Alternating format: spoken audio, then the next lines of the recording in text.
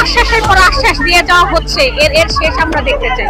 আজকে আমাদের সাথে এত বড় অন্যায় করা হলো, যখন আমরা সবাই হচ্ছে জুলাই বিপ্লবের পক্ষে এবং জুলাই বিপ্লবে আমরা অংশগ্রহণ করেছিলাম সক্রিয়ভাবে অথবা অনলাইনে। সেখানে আমাদেরকে ফলাফল প্রকাশ করার আগে আমরা এটা নিয়ে মানসিকভাবে প্রস্তুত ছিলাম যে কোনো ভাবে ফলাফল প্রকাশ হতে পারে, একটা দ্বিধাদ্বন্দ্বে ছিলাম, কিন্তু আমরা সেটা নিয়ে কোনো প্রশ্ন তুলিনি। আমরা শুধুমাত্র ফলাফল চেয়েছিলাম। আমাদের দাবি ছিল যে আমাদের তৃতীয় ধাপে ফলাফল প্রকাশ করা হোক।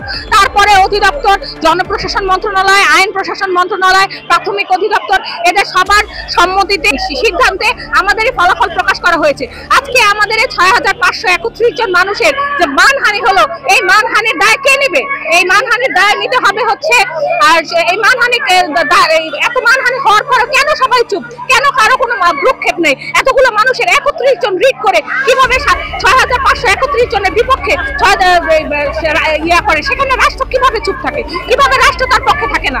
ফলাফল প্রকাশ করার পরে যখন রিট হয়, তখন থেকে ২ থেকে ২.৫ মাস পর্যন্ত আমরা সামাজিকভাবে, মানসিকভাবে, পারিবারিকভাবে রাষ্ট্রে সবার কাছে আমরা হেনস্থ হয়েছি। আমাদের সবাই জিজ্ঞেস করেছে তোমাদের চাকরি হলো, তাহলে তোমরা কোন স্কুলে পোস্টিং নিয়েছো, কোথায় গিয়েছো? পরিবার জিজ্ঞেস করেছে। আমার 2টি সন্তানের, আমার বড় সন্তান এবার হচ্ছে ক্লাস প্রথম শ্রেণীতে পড়ে। ওকে আমি ওয়াদা করেছিলাম, মা যেই স্কুলে শিক্ষকতা করবো সেই স্কুলে তোমাকে ভর্তি করবো। আমার সন্তান আজকে আমাকে জিজ্ঞেস করছে, মা তুমি কোন স্কুলে? সেই স্কুলে আমাকে কেন ভর্তি করছো না? আমাকে কেন ক্লাস করাচ্ছ না? আমার সন্তানকে আজকে আমি কি জবাব দেবো? সরকার চাকরি দেওয়ার উদ্দেশ্যে আমাদের পরীক্ষা নিয়েছে এবং সনদ দিয়েছে। আমরা জেনেছিলাম যে যারা এই সনদ পাবে তারাই চাকরি পাবে, কিন্তু বিগত সরকার গড়িমসি করে, দুর্নীতি করে, তারা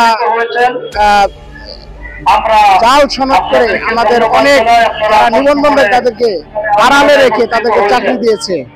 আর সেটার দাবিতে আমরা এখানে এসেছি। আমাদের মূল উদ্দেশ্য হলো যেটা আমরা সনদ আছে আমাদের চাকরি দিতে হবে।